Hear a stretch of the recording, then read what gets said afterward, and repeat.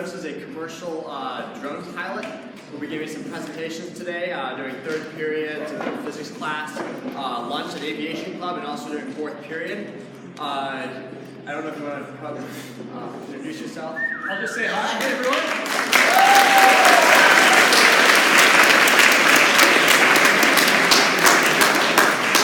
This is the first time I've stood here in exactly 18 years, so it's kind of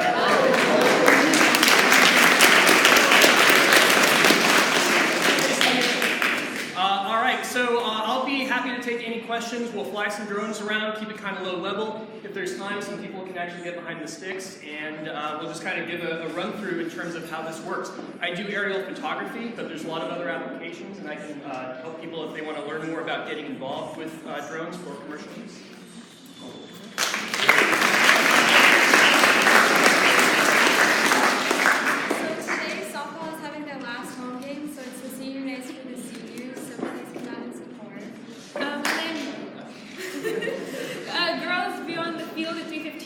Starts at 4:30.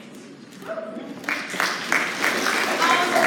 seniors, we have a really big week for you guys next week. So on Tuesday, we're having Jamba Juice for all of you, just the seniors, no one else. Sorry. And then next Thursday, we're getting Poke Lab for all the seniors. There's only enough for seniors. And then we have also vegetarian options, chicken and fish. So there should be something for everybody. And then turn in your permission slips for the senior trip as soon as possible, and let us know if you're going to drive. And then remember, seniors and all faculty, of course, behind the library today at lunch.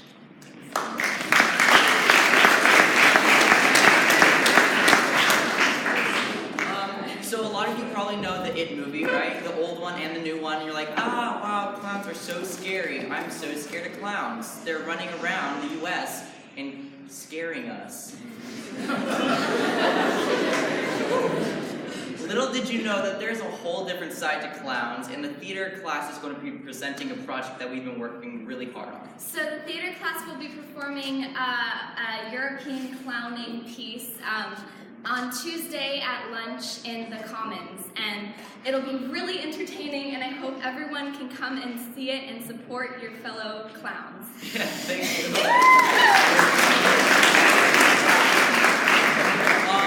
Also, I'm not sure where Felina is, but the kickball tournament went really well on Thursday. The 8th, 9th, and 11th graders won, and so they will be competing against the faculty next Thursday. So, woo! Yeah!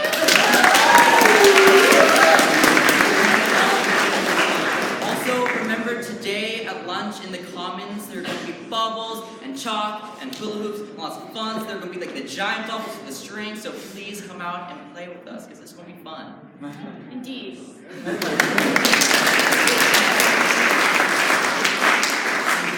Alright, so I know what you're all thinking, and I'm really sorry to disappoint, but today I'm not up here to butcher a classic rock song. Yeah, no, sorry, Krista. Instead, I'm here to announce that as part of the Independent Study Asian History course, I'll be giving my final presentation Tuesday, C-Day, at lunch in room 3. It'll be on piracy in Asia. Anyone is welcome, and I hope to see you there. So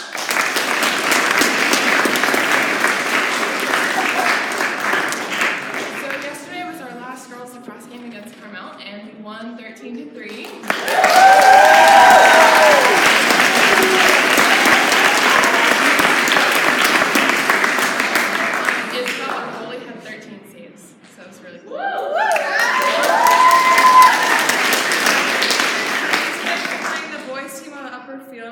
Crush it, so.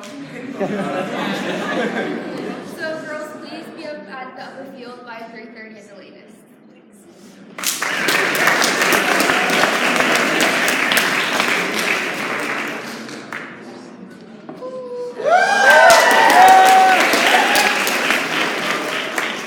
Does anybody know which American president was the least guilty? I'll give you a hint. It's Lincoln, because he was innocent.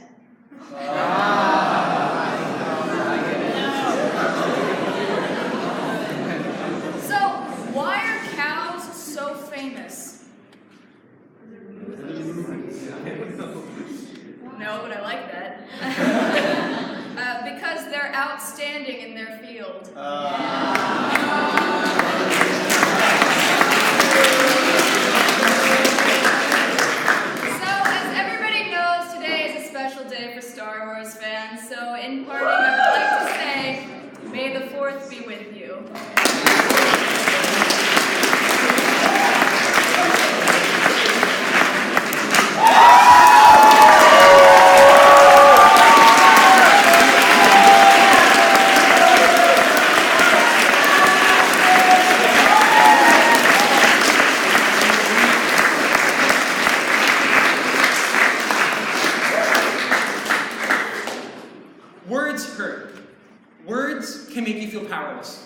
Words can make you believe that you are a complete screw-up, even if you have done nothing wrong.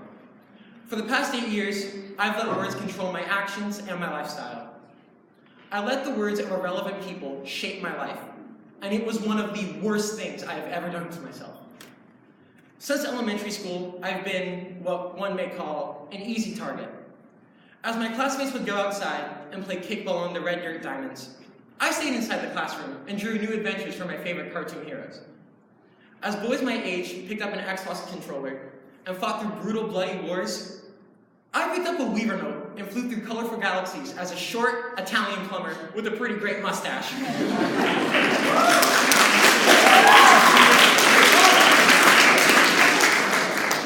As everyone would snore through the long lectures of how beavers built their dams, I would bounce endlessly in my seat, excited and asking a plethora of questions.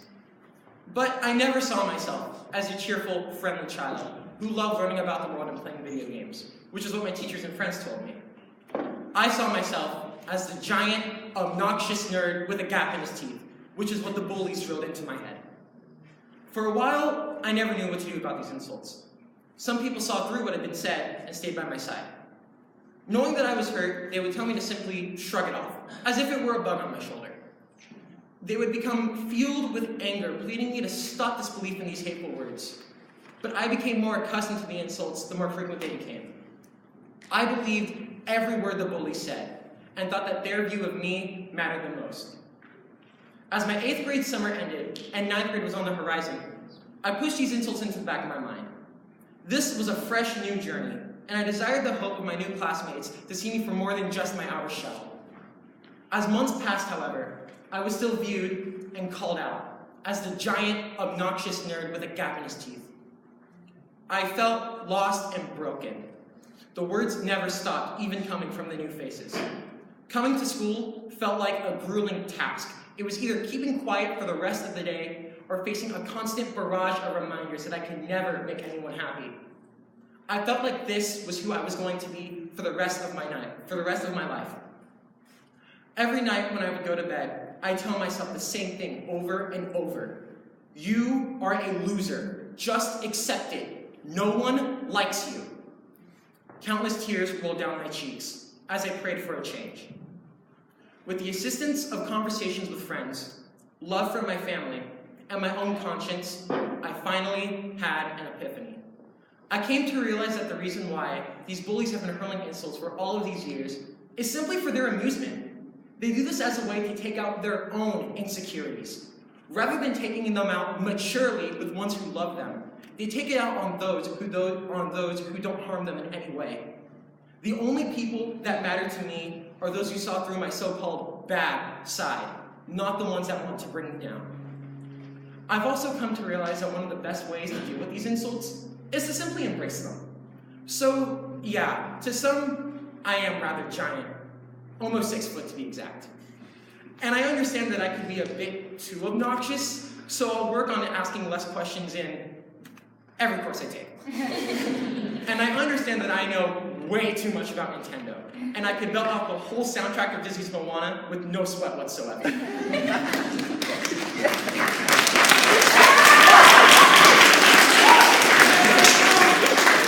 as for my teeth, I'm still debating between braces and Invisalign. But does that all matter when you think about it? What I think that matters is how I treat others. Words can have a large effect on your life. They can make one look at themselves and make them believe that they are a mistake. But one of the best things to do is to sit and ask yourself, does it really matter? If I could go back in time, one of the first things I would do is to tell myself to ignore the words of those who want to harm, so he wouldn't be talking about such a stupid, small issue that took 8 years to be resolved. I would tell him to love who he is and the person he will become. I will tell him that he is who he is, and no one can ever change that, no matter how hard they try. And that is a pretty good thing.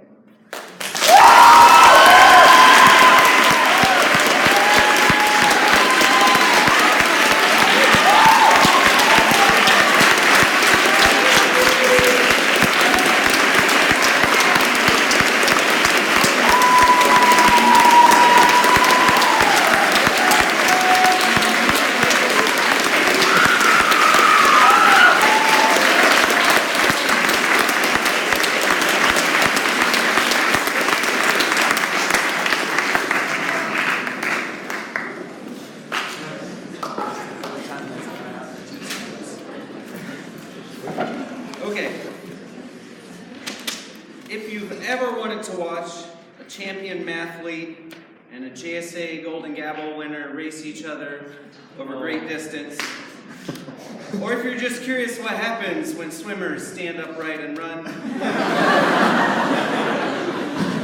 or if you want to see a CCS Honors Choir member try to become a CCS sprinter, or watch the literal passing of the baton from one tech officer to another, or watch a sprinter silence his critics once again by running against them in a distance race and beating them.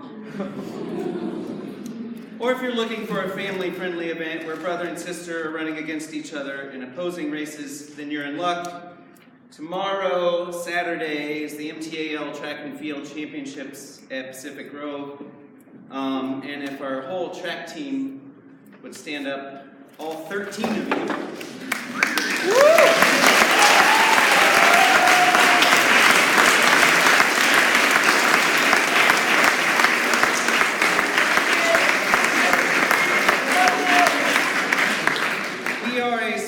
Mighty team.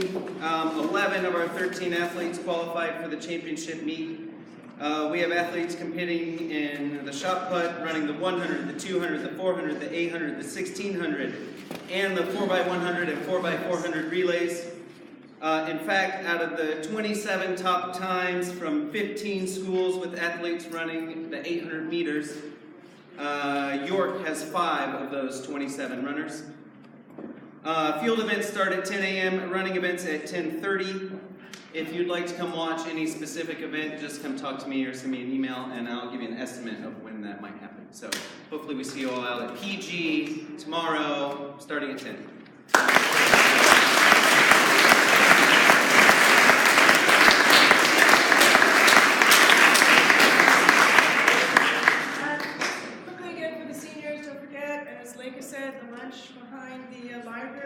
Just a few logistics. Mrs. Lang will need you just to confirm your future email and your phone number. And Mrs. Flager, we'd like to get some photos of you guys, but most of all, we're just there for some fun. Don't forget there's trivia. You'll win some prizes, but just have fun and enjoy the lunch. So we'll see you there.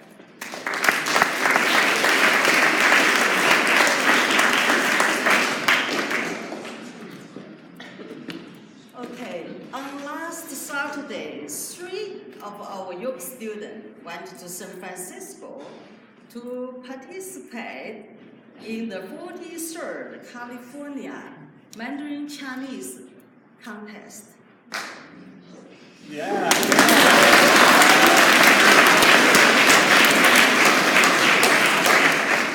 This is the first time for us.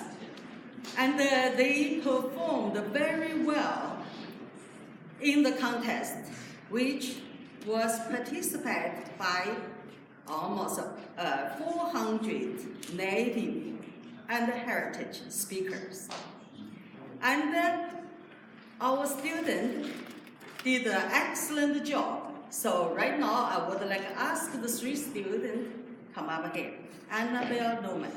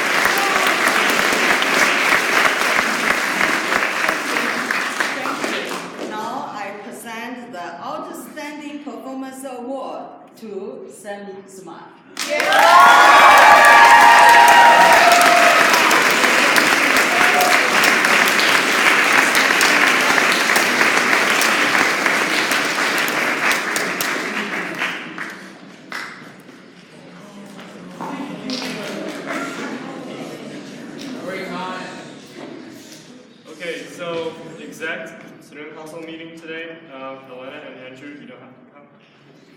And we're in Cameroon. Why? Because they're going. Go to this capsule room because chemistry they're doing the lab. Okay. Cool. Study hard. Go Cavs. Go Cavs.